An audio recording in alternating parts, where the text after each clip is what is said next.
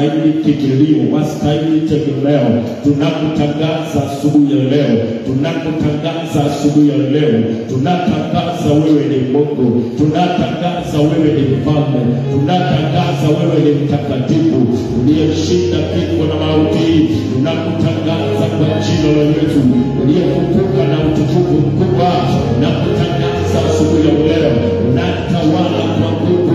Tunakutangaza asubuhi ya leo, umetamalaki Baba wa mbinguni, umetamalaki Baba wa mbali, umetamalaki wewe kimbilio, katika jina la Yesu. Libarikiwe jina lako, litukuzwe jina lako. Tunakutumainia wewe Bwana, uliyepata wokovu wetu. Tunakutumainia wewe Bwana, uliyepata kimbilio yetu Bwana. Nani aliye kama wewe Bwana? Nani aliye kama wewe Bwana? Nani aliye kama wewe Mfalme? Wakuabudiwa ni wewe Bwana, wakuinuliwa ni wewe Bwana, wakupewa sifa ni wewe Bwana, wenye nguvu ni wewe Bwana. Wastahili Bwana, wastahili Bwana. Unaweza Bwana Yesu, unaweza.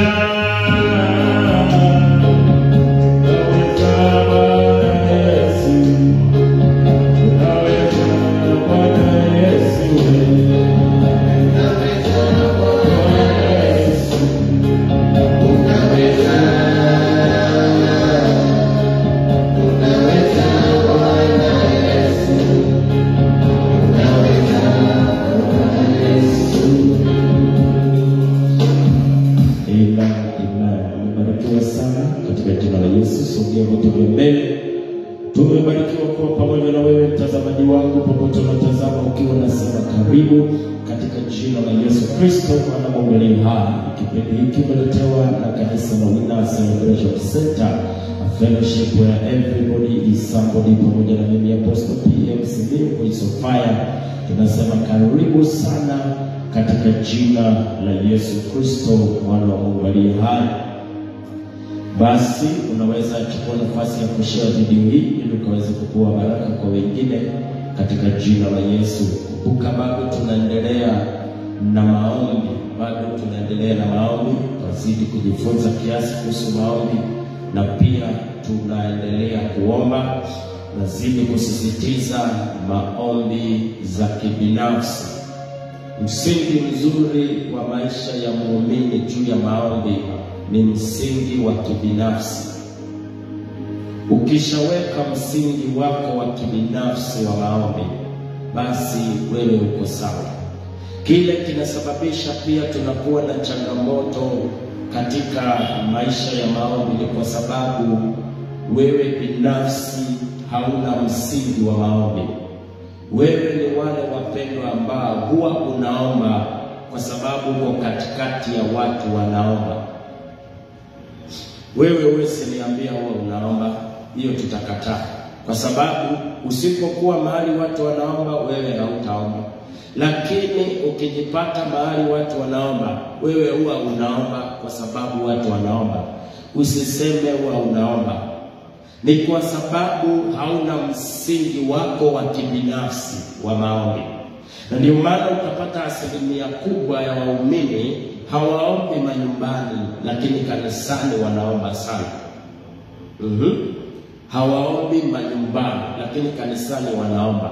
Kwa mikutano ya maombi utawapata wanaomba sana, lakini wakiwa peke yao ni vigumu uwapate wakiomba. Shida yao iko wapi? Hawana msingi wa maombi wa kibinafsi. Katika mambo haya ya kimungu ni vizuri uwe na msingi wa kibinafsi kwa kila kitu. Hata kutoa, hapana toa kwa sababu watu wanatoa.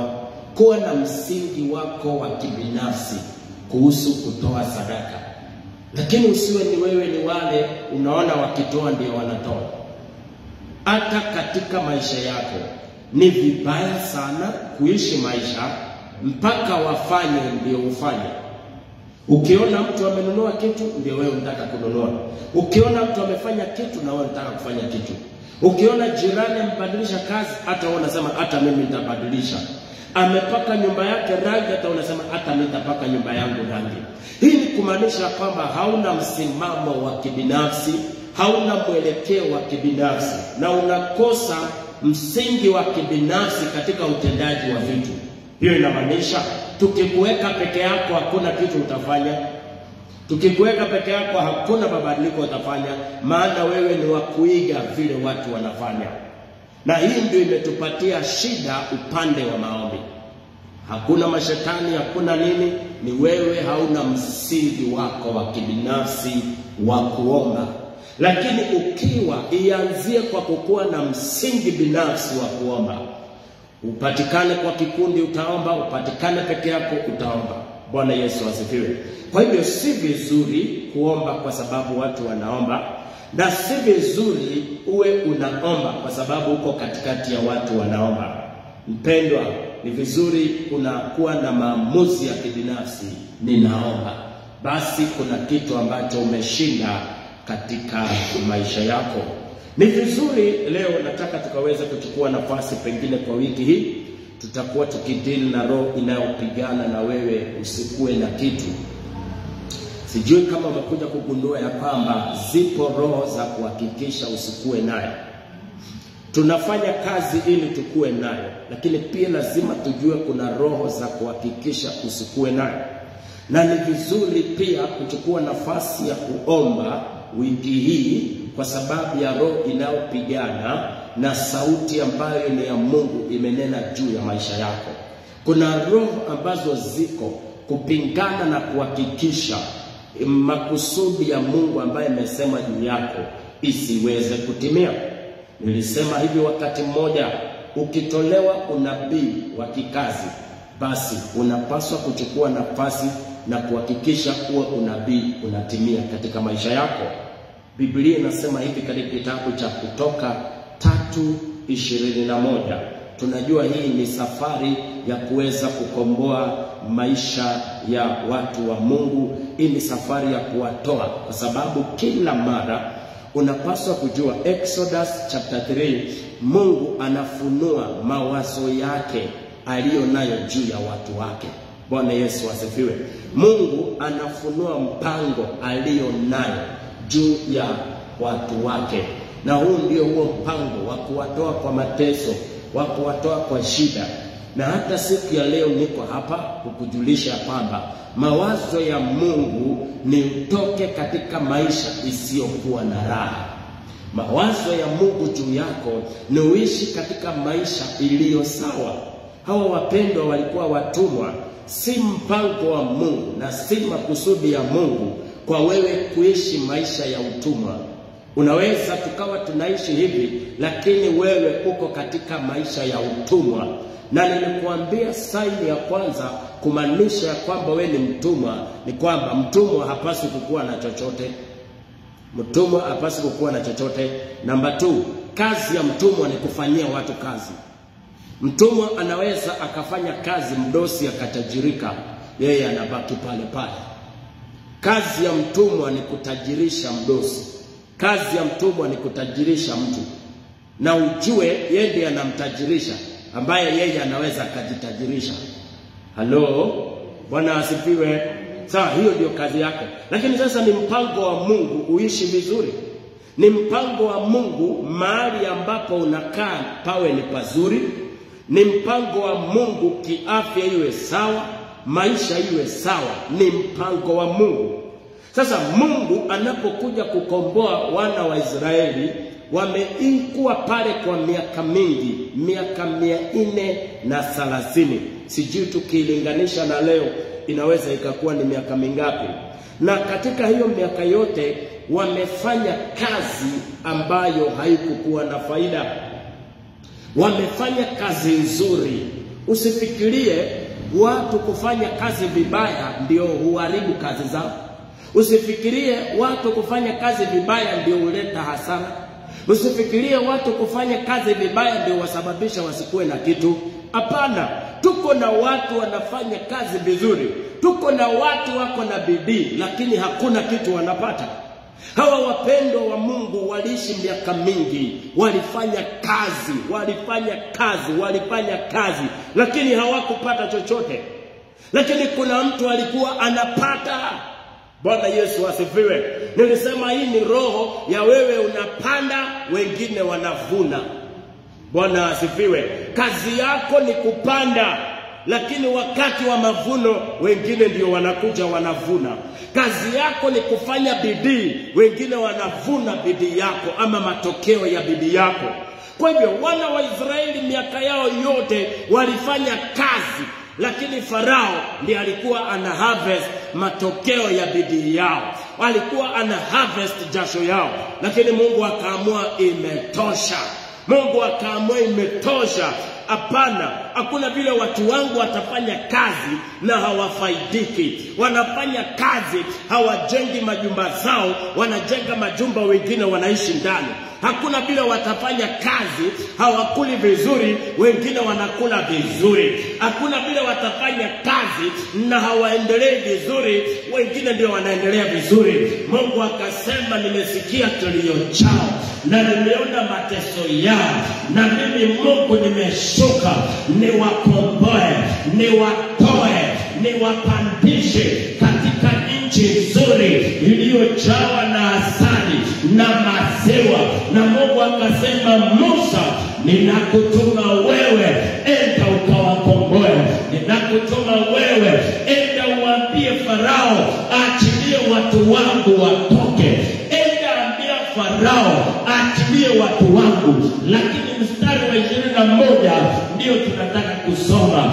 Na unapoenda waambie watoke, 21 inasema, nami nitawapa watu hao kufadhiliwa mbele ya Wamisri. I will give them favor. Wapendwa, kuna kibali cha kupeanwa. Nasema kuna kibali cha kupewa. Bwana Yesu asifiwe. Na wiki hii tunapoendelea, ninakuomba mojawapo ya maombi utaomba, mwambie Baba nipe kibali. Kumbuka kibali ni kibali, lakini vibali viko na uwezo tofauti.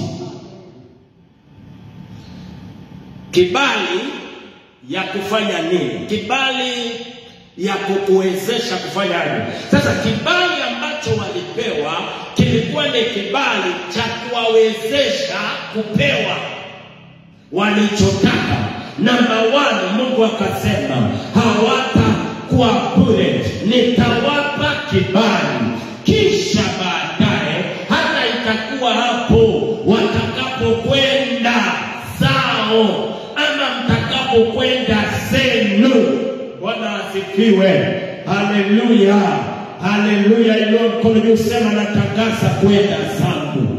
Inua mkono juu, sema natangaza kwenda zangu.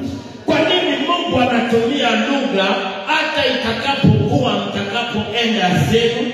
Kwa sababu miaka 430 walikuwa hawaendi zao, walikuwa wanaenda za Farao. Sijui kama unaenda zako, uliza jirani kama anaenda zake au anaenda za wenyewe. Walikuwa hawaendi zao, walikuwa wanaenda za nani? Za Farao. Farao, yani kumaanisha kwamba Farao alikuwa anatumia remote kwa control. Vile Farao alitaka ndivyo walikuwa wanafanya. Hiyo ni kumaanisha kwamba walikuwa hawaendi zao, walikuwa wanaenda ya Farao. Nataka uamke juu kwa dakika 2. Nataka tupigane na hiyo roho. Yoyote ambaye ameshika mawazo yako, yoyote ambaye anasababisha usiende zako, kibiashara, kimaisha, kihali, kama uende zako hata utaishi maisha yako. Kama uende zako hakuna kitu utafanya yako, utafanya ya wenyewe. Chukua dakika 2, tangaza kuenda zako. Maana Mungu alimwambia Musa, hata itakuwa mtakapoenda zenu. Sijui unaenda zako nane. Unapoishi maisha ya kwenda za wenyewe, unakuwa na limitation. Wanadamu wanakuwekea limitation. Yekakalaba shanda nakabazia. Unaenda za nane. Mambo unayoyafanya ni mpangilio wako ama ni mpangilio ya mwingine. Wewe huwezi fanya vitu, wewe ni kuambiwa ufanye. Haufanyi zako, unafanya za wenyewe. Haufanyi zako, unafanya za wenyewe. Mungu akamwambia Musa, itakuwa mtakapokwenda zenu, natangaza wende zako, ninakunja kila nguvu ambayo imeshikilia, ninakunja kila mamlaka ambayo imeteka nyara mawazo yako, ili usiweze kwenda zako katika jina la Yesu. Kwa miaka 30 hawakuenda zao, walienda za Farao. Leo natangaza kwa jina la Yesu, kila kinachokusababisha usiende zako, natangaza wiki hii ni wiki wa wewe uende zako. Mawazo yako yaachiliwe,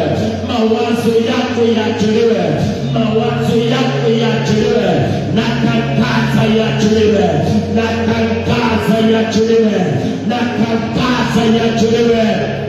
Natangaza mawazo yako iachiliwe.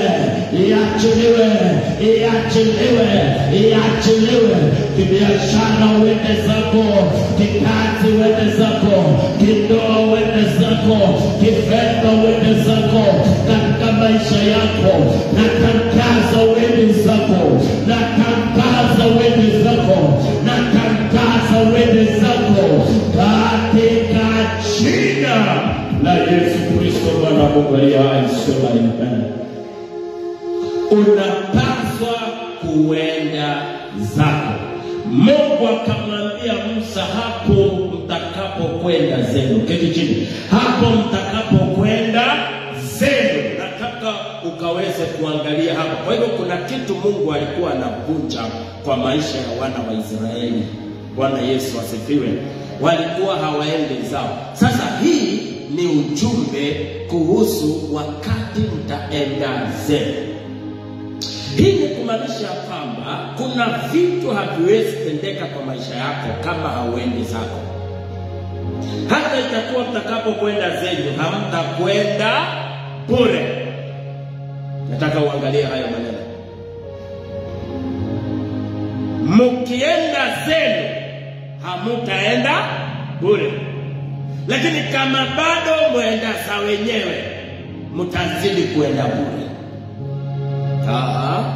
So miaka yote ambayo waliishi Misri walikuwa hawaendi zao. Sasa unaweza ukaona ni kwa nini hawakukuwa nayo, ni kwa nini hawakukuwa na utajiri, ni kwa nini hawakukuwa na pesa, ni kwa nini hawakufurahia maisha. Ni kwa sababu walikuwa hawaendi zao. Kama hautaenda zako, hautawahi furahia maisha yako yote. Kama kuna kitu Yesu alikuja kufanya, alikuja kututoa katika utumwa wa shetani. Kama kuna kitu Yesu alikuja kufanya, alikuja kututoa kwa utumwa wa shetani. Kwa nini? Kwa maana wakati tulikuwa chini ya utumwa wa shetani, tulikuwa hatuendi zetu. Biblia inasema ya kwamba tulikuwa tunamfuata. Waefeso 2:1. Tulikuwa tunamfuata mkuu wa anga. Tulikuwa tunafuata hali za shetani.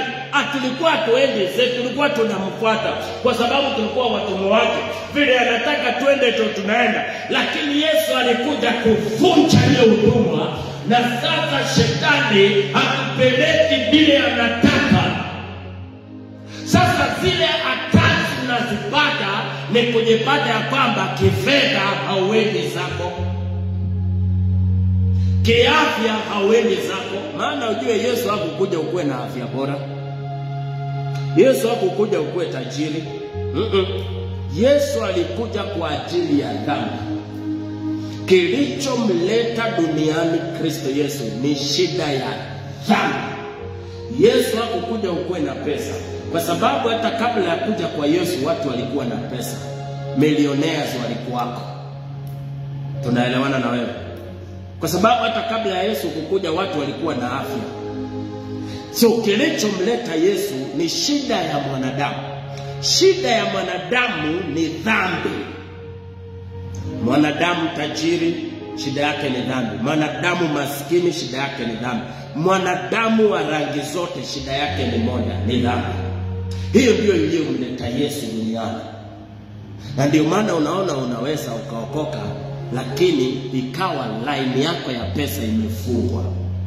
Spirit yako ilikombolewa, hauyuko chini ya utumwa wa shetani. Lakini unapata ya kwamba sasa shetani anadili na vitu za kukukosesha kuishi maisha mazuri dunia hii. Anadili na line yako ya pesa, anadili na line yako ya kazi. Unapata umeokoka, lakini kazi na wewe ni vitu mbili mnapitana. Bwana Yesu asifiwe. So kuna vitu haviwezi tendeka kwa maisha yako kama hautaenda zako. Hii ndio mambo tunauliza, who is controlling your mind? Who is controlling your life?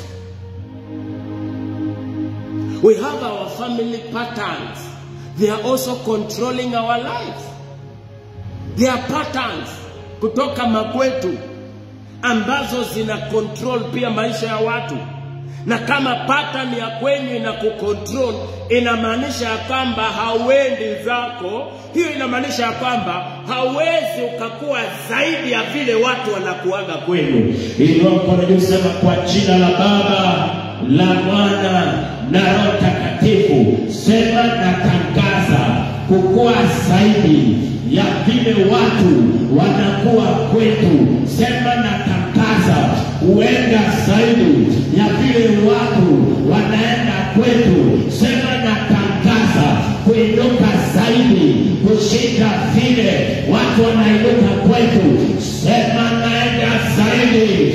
Sema naenda zaidi. Zaidi ya kwetu, zaidi ya ukoo wetu, zaidi ya damu ya kwetu, zaidi ya majina ya kwetu, zaidi ya boma yetu, zaidi ya kijiji yetu, zaidi ya kabila yetu, zaidi ya kwetu. Sema ninaenda zangu. Sema ninaenda zangu. Sema ninaenda zangu. Ninakucha minyororo. Ninaenda zangu. Ninakucha minyororo. Ninaenda zangu. Ninakusha kuta. Ninaenda zangu. Sema ninaenda zangu. Kibiashara. Sema ninaenda zangu. Kiafya. Ninaenda zangu. Kimaisha. Ninaenda zangu. Kimaendeleo. Naenda zangu. Kihuduma. Ninaenda zangu. Simama tu kwa miguu yako. Tangaza kwa jina la Yesu. Kingoa. Tangaza ninaenda zangu. Break the pattern. Break the pattern and go beyond. Break the pattern. The family pattern. Break it in the name of Jesus. Break it in the name of Jesus. Tangaza kwenda zaidi. Tangaza kwenda zaidi. Tangaza kwenda zaidi. Tangaza kwenda zaidi. Tangaza. Tangaza kwenda zaidi. Tangaza kwenda zaidi. Tangaza kwenda zaidi. Zaidi ya damu ya kwenu. Tangaza kwenda zaidi. Kibiashara. Tangaza kwenda zaidi. Kindoa. Tangaza kwenda zaidi. Ninakucha mipaka. Ninakucha mipaka. Ninaenda zaidi. Ninakucha mipaka. Ikakala mama shaka. Ikakala mama shaka. Vile watu wa kwetu wakwenda. Natangaza kuenda. Mahali ya wakufika. Natangaza kufika. Natangaza kufika. Mahali ukoo wa kwetu haikufika. Natangaza kufika. Mahali damu ya kwetu haikufika. Natangaza kufika.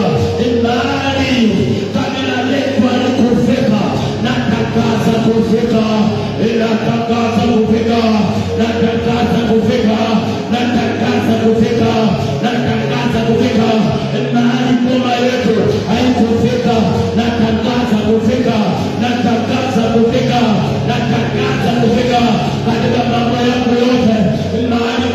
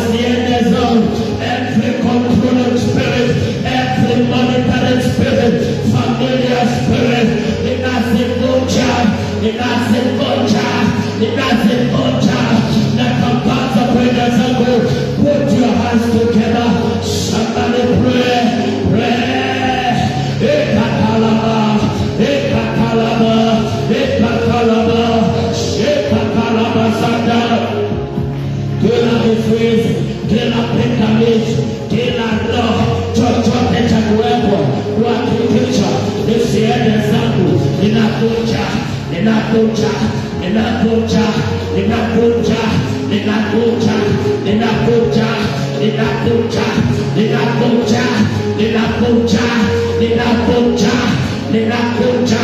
Napenda watu wanaotakatifu, napenda watu wanaotakatifu. Natangaza Holy Ghost fire, Holy Ghost fire, Holy Ghost fire, Holy Ghost fire, Holy Ghost fire. Ninaachilia moto katika anga ya maisha yangu, ninaachilia moto katika anga ya maisha yangu, ninaachilia moto katika anga ya maisha yangu, ninaachilia moto katika anga ya maisha yangu, ninaachilia moto katika anga ya maisha yangu, ninaachilia moto, ninaachilia moto, ninaachilia moto, ninaachilia moto, ninaachilia moto, ninaachilia moto, ninaachilia moto, ninakuja, ninakuja kila utumwa wa maisha yangu katika ulimwengu, ninakuja utumwa wa kifedha, utumwa wa kuendelea, utumwa wa maendeleo, ninakuja, ninakuja, ninakuja na ninatangaza kwenda zangu, natangaza kwenda zangu chochote kinawekwa cha kucontrol my life, cha kucontrol vitu yangu, ninakiondoa, ninakiondoa, ninakiondoa, ninakiondoa, ninakiondoa, ninaiondoa, ninaiondoa, ninaiondoa, ninaiondoa, ninaiondoa, ninaiondoa, ninafuta pattern ya kwetu, evil pattern, ninaivunja, evil financial pattern, ninaivunja, evil pattern, ninaivunja, pattern ya magonjwa, ninaivunja, pattern ya ndoa, ninaivunja, pattern ya familia, ninaivunja, pattern ya maendeleo, ninaivunja, nakuja, nakuja, nakuja, nakuja, nakuja, asubuhi ya leo nakuja, asubuhi ya leo nakuja, asubuhi ya leo nakuja, natangaza kwenda zangu, natangaza kwenda zangu, natangaza kwenda zangu,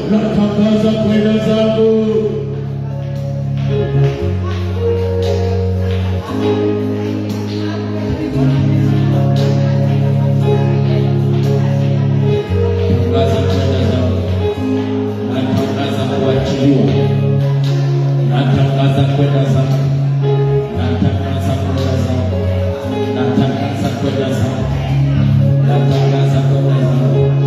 natangaza kwenda zangu, natangaza kwenda zangu, natangaza kwenda zangu, natangaza kwenda zangu, natangaza kwenda zangu, natangaza kwenda zangu, natangaza kwenda zangu, natangaza kwenda zangu, Tunduma natangaza kwenda zangu katika mji huu, ninavunja kila evil pattern ya huduma katika mji huu, na ninatangaza kwenda zangu, natangaza kwenda zangu, natangaza kwenda zangu, natangaza kwenda zangu, natangaza kwenda zangu, natangaza kwenda zangu. Soma nami Warumi, soma nami Warumi sana. Wiki tunashughulikia hii mambo na kwenda zako. What happens to your life wakati hauendi zako? Haya ndio mambo yanakutendekea. Warumi 7:14 inasema, kwa maana tunajua ya kuwa torati asili yake ni ya rohoni. Verse 15, maana sijui nifanyalo. Number 1, wakati hauendi zako utafanya vitu, lakini ukiulizwa haujui nini unafanya. Sijui kama wewe unajua kile unafanya. Wiki hii nataka tushughulikie hii. Nataka tushughulikie hii. Bwana asifiwe. Number 1, maana sijui nifanyalo. Sijui, but kuna kitu anafanya, lakini mimi sijui nini nafanya, but nafanya kitu. Tunafaa kudina hii. Nataka unapoomba kwa kufungua kwenda zako, nataka uombe na hizi. Ukienda zako utajua kile unafanya, maana utafanya zako. Nasema utafanya zako. Bwana asifiwe. Namba 2, kwa sababu nilipendalo silitendi, kenye napenda Yaani kwa maisha yako zile vitu una target ndizo hautapata. Kila mara unapata opposite ya kenye unataka. Unasema mwezi huu nitafanya bidii, hii mwezi ndio utafanya bidii. Mwezi huu utafanya hivi na hivi. Kenye unasema ndio ufanye. Hii ni alama ya kuonyesha kwamba hauendi zako, unaenda za mtu. Wakati uende zako, you are under control. Uko chini ya nini? Control. It means somebody is controlling your life. Sasa yeye ndiye anakupeleka vile anataka, unaenda zake. So tunaona ya kwamba upendalo haufanyi, unapanda fanya kenye upende. Bali lile nilichukialo ndilo ninalo litenda. Hii ni vitu ambavyo inakuwa personal sana. Kuna vitu vingi sana unafanya, maybe hauwezi share na mtu, si mzuri, ni mbaya, na haufanyi kwa sababu unataka, lakini unajipata unafanya. Tuko na vitu vingi vya siri ambavyo tunavifanya si kwa sababu tunapenda, hatutaki, lakini we find ourselves tunavifanya. Kuna vitu mingi watu wana struggle nayo. Sio kila kitu unaona watu wakifanya wanataka. Sio vitu yote unaona watu wanafanya. That's why usikuwe mwepesi kwa kukimbia kuhukumu watu. Jifunze kusikiliza story za watu. Jifunze kusikiliza watu kwanza. Nataka kujua kwa nini anafanya. Unaweza pata ile maisha anapitia ni mbaya, na hiyo kitu inamchukiza, si kupenda kwake, lakini imetake control ya maisha yake. Sasa ndiye anafaa. So kuna vitu vingi watu hawapendi, lakini wanafanya. Mbali lile nilichukiao ndio nalolitenda, lakini kama nikitenda lile nisilolipenda, hayo ni maneno ya nguvu ya kuangalia. So nimekuambia Yesu alikuja kutukomboa, akatoka kwa utumwa wa dhambi. Lakini hapa duniani unaweza ukawa umefungwa line ya kipesa. Sasa wakati tunaomba hii ombi, ndio naombi nataka uombe, maana hii tu ndio tadina wiki mzima. Pigana na pattern mbaya ya kwenu. Patterns pia ni za kuzuilia watu usipite familia. Kazi ya pattern ni style ya kwenu, maisha ya kwenu. Kuna pattern ya kwenu ya marriage. Ni vizuri kwa hiyo kujua pattern ya marriage ya kwenu vile iko. Ukitaka kujua pattern, ni the same thing imehappen kwa watu. Unapata vile kwako inakufanyikia ndio ndugu yako inafanyikia. That's a pattern. Maybe vile ilitendekea baba na mama ndio inatendeka kwa life yako ya marriage. That's a pattern. So ni vizuri uangalie pattern ya marriage ya kwenu, angalia pattern ya kazi ya kwenu. Hiyo inamaanisha unakagua kila mtu. Na ukizidi unaweza enda kwa kina mama, enda kwa kina baba mara 3. Kwenu chini ya baba yako na mama yako, these are your brothers and your sisters, angalia hiyo pattern. Alafu kuja uiangalie inatoka wapi. Inatoka kwa kina mama ama inatoka kwa kina baba. Angalia kwa kina baba. If what you people are going through, pia kwa kina baba iko ama kwa kina mama iko. Bwana Yesu asifiwe. Then hiyo inakwambia already this is a pattern. Na kazi ya pattern ni kuhakikisha you don't go beyond and hautengenezi another pattern, because unapaswa kukuja na another pattern ambayo ni mzuri kushinda pattern ya kweli. Jina la Bwana litukuzwe. Jina la Bwana litukuzwe. Sasa ukiangalia pattern, angalia pattern ya marriage, angalia pattern ya magonjwa, angalia pattern ya pesa, angalia pattern ya kazi, angalia pattern ya maendeleo, angalia pattern ya hiyo vitu yote. Ukipata watu kadhaa wanalalamikia the same thing, unaona the same thing, already inakwambia this is a pattern. Sasa pigana nayo, uende zako. Uende beyond that pattern. Bwana Yesu asifiwe. Maana kila pattern iko na security ama iko na watchman. Kila pattern iko na watchman ambayo tunasema ni spirit ya kuchunga ile pattern. Tulisema hizi ni monitoring spirits. Kazi yao ni kuchunga usiende beyond your family pattern.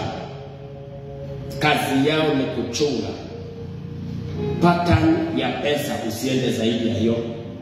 Pattern ya kufanya maendeleo, usiende zaidi ya hiyo. Ndio maana ukifika kwa level ya pesa kubwa kubwa, something will happen, ikurudishe nyuma. Because ni nini? Unapata ya kwamba hizo levels zenye unafikaga, unakuaga umeenda, umefika mwisho. Umefika wapi? Mwisho ya pattern ya kwenu. Now you want to break it, uende zaidi. Hapo ndio mambo inaharibikana. Hizo maroze zinachunga, zinahakikisha zinafanya something, tena unajipata tena umerudi tena unaanza kucheza pattern ya kwenu. Unacheza pattern ya kwenu, unaweka bidii zako, unafanya vitu yako yote, lakini bado uko chini ya pattern ya kwenu. Unapambana, unasema nataka kujenga, na kwenu watu hawajengi. Una save pesa, unamwaga mchanga, una save pesa, unamwaga mawe. Wanaona huyu atafanya nini? Karibu break the pattern. Mtoto yako anaanza kurusha miguu usiku. Mkienda hospitali 50,000 inaenda, alafu mtoto anapona. Na pattern ikimaliza kukula ile pesa, mtu anapona.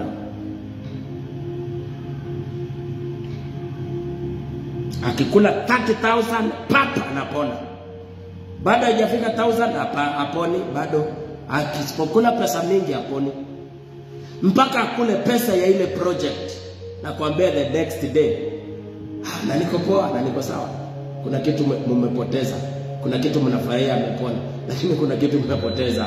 30,000 imeenda. Hiyo 30,000 ilikuwa imwage mchangarao. Tena umefanywa nini? Merudisha nyuma. Ufunguliwe macho katika jina la Yesu. Uelewe vile pattern ya kwenu inapigana na wewe, usivunje. That's why kila mara unapotaka kufanya zaidi ya vile kwenu hakuna mtu amefanya, it is also going to pray and fast. It is also going to come kwa pastor akuombe. Pastor, what I want to do, kwetu watu hawajafanya. Fulani alijaribu, alikufa. Haujaona pattern ya kujenga? Mtu anaivunja, ana break that pattern. Anajenga nyumba mzuri, lakini wanahakikisha kai anazikwa.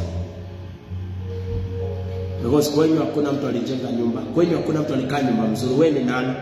So unapata mtu anafanya bidii, anaivunja, anajenga nyumba, anafurahia. Anafanya nini? Anafurahia. Wamepanga Friday ndio wanafungua nyumba.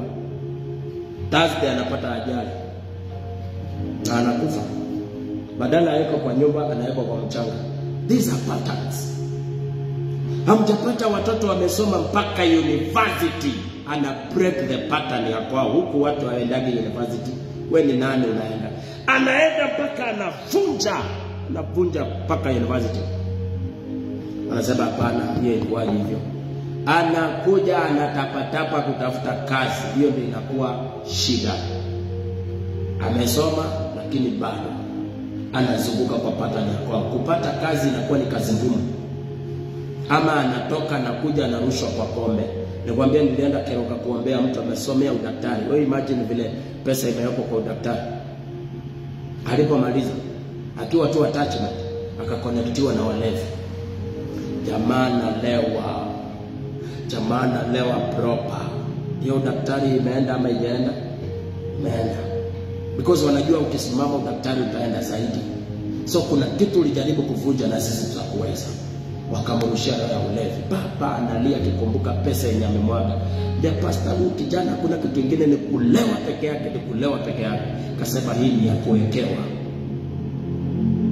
They are monitoring spirits ambazo zinakumonitor usibreak the pattern ya kwenu.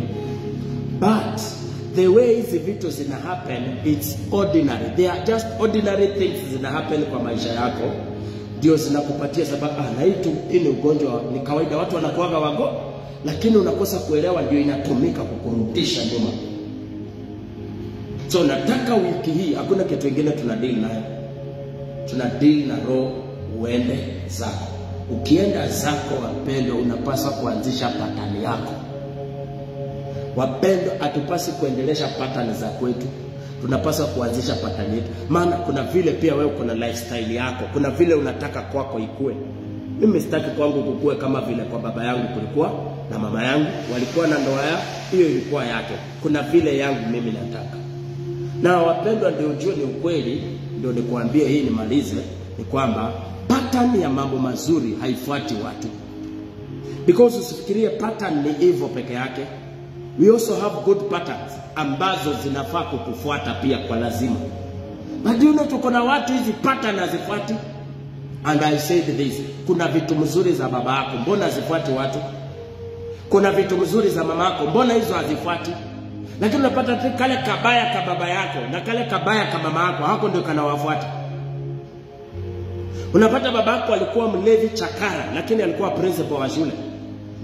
Sasa utapata ya kwamba yenye inaachiliwa ni gani? Ulevi. Lakini uprincipal, hiyo nyumba watoto hawasomi. Kumaanisha kwamba pattern mbovu ndio inajiforce kwa watu, lakini pattern nzuri inazuiliwa isikufuate. Ni vizuri pia kuomba, wapendwa, katika jina la Yesu. Uzuri wengine wa mama yako ni vizuri kuiomba ikufuate. Yes. Ni vizuri saa zingine kuomba uzuri, sehemu ya uzuri ya baba yangu ninaidai kwa jina. Kwani tuko hapa kurithi mabaya? Lakini ukiangalia jamii nyingi wana inherit mabaya ya jamii yao. Hakuna kitu kizuri wana inherit. Na tukikaa chini tuangalie huyo baba, kuna vitu alikuwa mzuri kwazo. Tukikaa vizuri tuangalie huyo mama, kuna vitu alifanya vizuri. Kwa nini usiinherit vitu mzuri ya mama yako ama ya baba yako? Saa zingine pia ukiomba, omba na utangaze, baba yangu kwa hii line alikuwa sawa. Pengine baba yako alikuwa mlevi, alikuwa Kenya alikuwako, lakini historia moja hamna, hamjui baba kuenda hospitali. Kwa nini usinherit hiyo? Kwa nini hiyo isikupate hata wewe kuwe na historia ya hospitali siendi, ukiulizwa neno naambia hii ni ya kweli? Ukipata mtu yoyote akiongea kuhusu kwao, ni pattern mbaya. Hakuna mtu atasimama aseme unajua sisi kwetu hii utajiri hata si ya mimi kungangana. It is just a family pattern. It is just a pattern ya kwetu. Kwetu kila mtu anafanya vizuri, si kwa sababu anafanya bidii. It is a pattern. Pattern ya kwetu watu wanafanya vizuri. Hautasikia watu wakiongea hivyo, lakini utasikia tu pattern mbovu. Mama yako alizaa watoto wote bila operation. That's a good pattern. That's a good pattern. Kwa nini kwako hiyo pattern haikuji? Wewe ni visu. Enda udai pattern mzuri za kwenu, na uenda ufungie pattern mbaya ya kwenyu ikatae. Kwa jina la Yesu na iwe hivyo. So wiki hii tunapoendelea kwa maombi, kwa hapa Mungu akawaambia, hamtatoka bure wakati mtaenda zenu. Nataka uangalie hao maneno yanafuatana. Mkienda zenu, hamtaenda bure. The more hamwendi zenu, mtaenda bure. Hamtaenda na kitu. Maana chochote ndawapatia, mwenye anawa control atachukua kizuri. Sasa haina haja niwapatie na hamwendi zenu. Hata hamtajua ni nini, hamtajua ya kufanyia nini, mtanyang'anya. Na ngojea mpaka siku ile mtakuwa soba, mjielewe, mnaenda zenu. Then nitaanza kurelease vitu. Na watu wangapi because hauendi zako ndio imezuilia vitu yako. Maana Mungu anasema hata niachilie yote ni bure. Wewe hujaona mtu amefunguliwa milango, pesa ako nayo mzuri, kila kitu ako nayo mzuri. Hujaona vile anachezea hizo vitu? Mpaka unasema ololo mayo. Mimi nakaga hivi saa zingine nasema kuna mapasta tunakuaga na wao na mnawajua. Unapata anapata connection, anaconnectiwa na mzungu. Mzungu anakuja akiwa na moyo mzuri, anataka kufanya huduma na anampatia backup mzito sana. Lakini unapata yule mtu anafanya nini? Ule mtu anacheza na pesa. Anapewa pesa ajenge, sijui ni Bible school, sijui ni children's home, sijui nini, afanye hizo, anaenda jenga nyumba yake. Anaenda anafanya vitu vyake. Unapata huyo mtu si yako na opportunity. Ndiye angefanya makrusade. Sasa umepata support ya pesa, umepata bank. Si ufanye makrusade mchana, crusade usiku. Kubesi.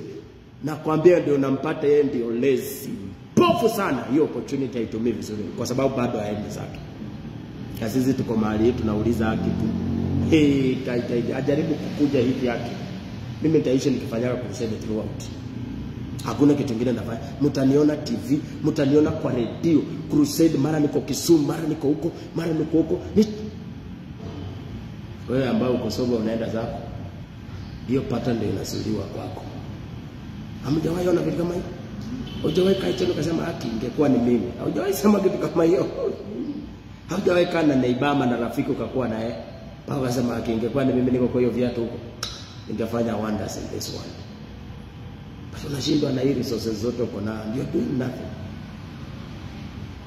Mara nyingi Mungu wetu anaogopa kuachilia, na wengine patani mzuri tumesema zinafanya nini? Zinazuiliwa, zinakuwa fight, zinapingwa zikufikie. Alafu patani mbaya shetani anasema endeni vile mnataka. Pia leo endaomba patani mzuri zikufikie kwa jina la Yesu. Mungu akubariki sana. Tuonane tena kesho asubuhi tunapoendelea na kuomba nyumbani. Chukua muda wako wa kuomba, ombea hiyo kuhusu kwenda zako. Tukiomba kuhusu kwenda zetu, ni nini tunaombea? Our soul.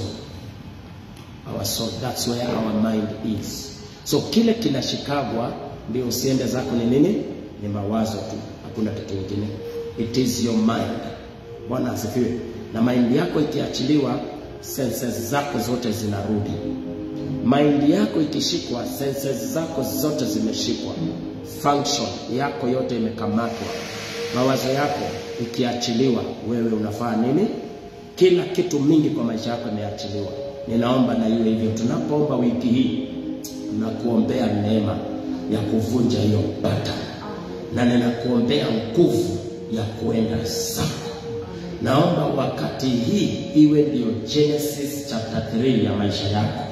Ninaomba wiki hii iwe ndio wiki ambayo Mungu anakuachilia, anakufukua uende zako. Utoke kwa hiyo hali ambayo umekaa kwa kipindi kirefu, na usitoke bure katika jina la Yesu. Amen.